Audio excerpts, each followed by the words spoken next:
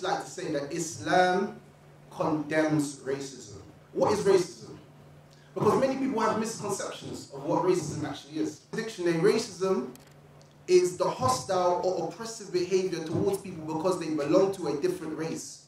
It is also the belief that some races are innately superior to others because of the way they was born or colour of their skin. A person who is racist, he's actually ignorant of many things. One thing the person is ignorant of, that we have been created differently.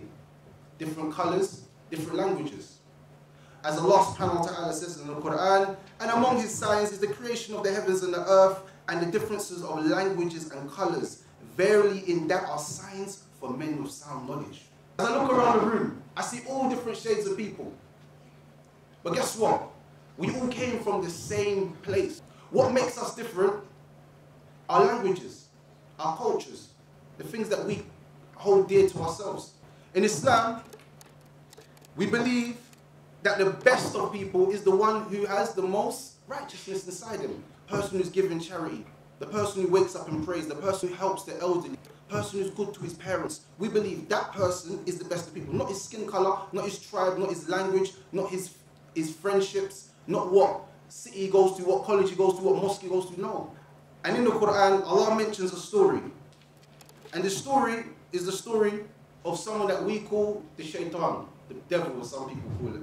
And Allah subhanahu wa ta'ala says in Surah Sad, so when all the angels prostrated themselves, except Iblis, Satan, he was proud and one of the disbelievers. Now listen to the word, proud. Allah said to him, oh Iblis, what prevents you from prostrating yourself to the one whom I've created with my own hands? Are you too proud, or are you the one who's high exalted? Iblis said, I'm better than him. I'm created from fire and he's created from clay. Someone says to another person, I'm better than you because I'm white and you're black. Or I'm Asian. My family's better. We got more money. We got more cars. We got a better reputation in the community. So he thinks he's better than the other person. This person has a sifat, or I'd say a characteristic of the shaitan, or the devil. Thinking that you're better than someone else. When in hindsight, Islam is condemning this. What is the solution to it? Because in Islam, we believe that the Quran and the Sunnah is complete. As in, it has every single thing that we need inside it. There's nothing left out. This is what the Muslim believes. So with this belief that we believe that if there's something called racism, then there has to be something inside of the Quran or the Sunnah or something inside of Islam that has a cure to it. So let's get to the cure of it. So the cure is found in the hadith of the Prophet sallallahu alaihi wasallam. That he, the Prophet sallallahu alaihi wasallam, said to him, look, for verily you're no better than a white or a black person, except that you exceed him in taqwa. You're not better than a black or a white person. He turned to him and he said this to him. Except that you have taqwa, you have righteousness inside you, that you're a righteous person. Abu Hurairah, one of the companions of the Prophet sallallahu alaihi wasallam, said, verily Allah does not look at the colour and the features, but rather he looks at the hearts and the actions. Every single thing that you're wearing, Allah's not looking at it. He's looking at what's inside here. And I say this all the time to people, especially to women. You're so concerned about the makeup you're putting on the side of your face because you want to look good for everybody that's watching you. Or maybe you want to look good for yourself. Maybe that's the real reason why you're doing it. But really what matters is not that. Because anybody can look at a beautiful woman and when she takes the makeup, she's not that beautiful. But if she has good inside of her heart, she's going to shine. She's going to shine, outshine all the other people. A good heart and good actions. She's not a person that's grudgeful. This is the things that men are looking for. This is real beauty. And this is what the Quran, this is what the Hadith is pointing to. The last sermon of the Prophet ﷺ, when we say last sermon, one of his last sermons, he said, indeed, there is no excellence of an Arab over a non-Arab, or the non-Arab over the Arab, white over the black, or the black over the white, except by their righteousness. Again, what is that teaching you?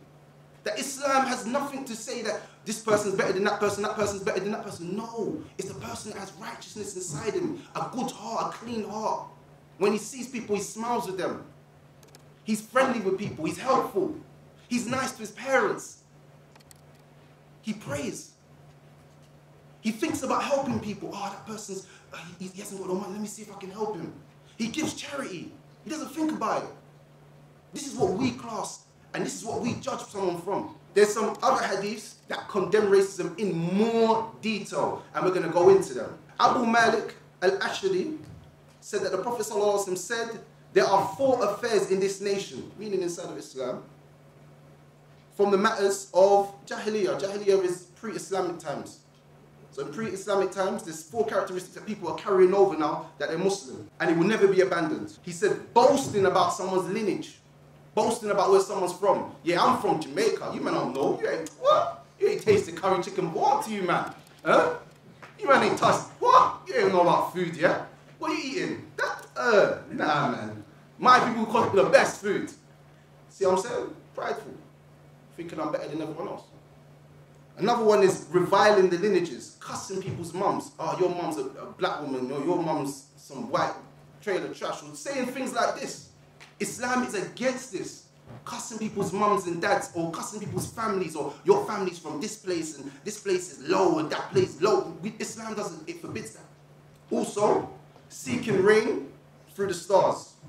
And the last one is wailing over the dead. There's another hadith by Abu Hurairah radiallahu anhu, one of the companions of the Prophet sallallahu alaihi wasallam, where he says, there are 2 qualities within the people that are disbelief. Cussing the lineages and wailing over the dead. There's a famous story that many Muslims know. And today I want the non-Muslims to listen to this very closely, because this will point out to you what Islam says about racism. There was a companion of the Prophet, Muhammad sallallahu alaihi wasallam, called Abu Dhar radiallahu anhu. May Allah be pleased with him. He called Bilal, he said, son of a black woman. When the Prophet ﷺ came to hear of this and understand this, he said, did you insult him regarding his mother? Verily, you are a man who's got jahiliyyah in you, pre-Islamic traits in you. That's what he said to him. He didn't say to him, oh yeah, it wasn't that bad, just go and say sorry to him. He was upset with him. Now, what was the reaction of Abu Dhar when he heard this? Abu Dhar, he went to Bilal and he put his face on the floor. And he said, step on my face as revenge for what I've said against you. Because he was so upset that the Prophet ﷺ was mad with him about this bad statement that he said to Bilal. So when he said this, he said, put your foot on my face. And that'll be revenge for what I've said to you. Now, I ask you this question. Does that look like Islam is condemning racism, or is it condoning it? Which one? It's a question for you people now. It's a question for the people. Is it condemning it, or is it letting it go through? And what color? He said, a white over black, black over white. He said every color. Arab over Arab, non-Arab. He said every color. So in Islam, we're not looking towards the person, how the person is, his skin color, and what tribe he comes from, or what clothes he's got. Oh, I'm wearing Gucci, I'm fly. Man's driving a BMW. This is not what Islam's about. Islam's looking at the heart and the actions. So it's important that we understand this. So, yeah, I just like to go to one ayat. The brother said it at the start, but I like to say it again. I think it's very important that as Muslims we say the ayats in Arabic as well, because it has a very big impact upon the people and their hearts. And we say things in Arabic. It says, يا أيها الناس إنا خلقناكم من ذكر وأنثى وجعلناكم شعوبا وقبائل لتعارفوا إن أكرمكم عند الله أتقاكم إن الله عليم خبير. Allah subhanahu wa ta'ala says in the Quran, O mankind, we have created you from male and female and made you into nations and tribes. You come to know one another. Verily, the most honorable of you is the one who has the most taqwa. Verily, Allah is the all-knowing, the all-aware. I love this ayah. The reason being is because it shows how all of us are meant to come together. That was created from one woman and one man. And that's the universal thing and solution to racism. People coming together and getting to know each other. Getting to know each other. All of us as one. How beautiful it is that we were created from a male and a female into tribes and nations. So everyone in there is probably from different places in the world.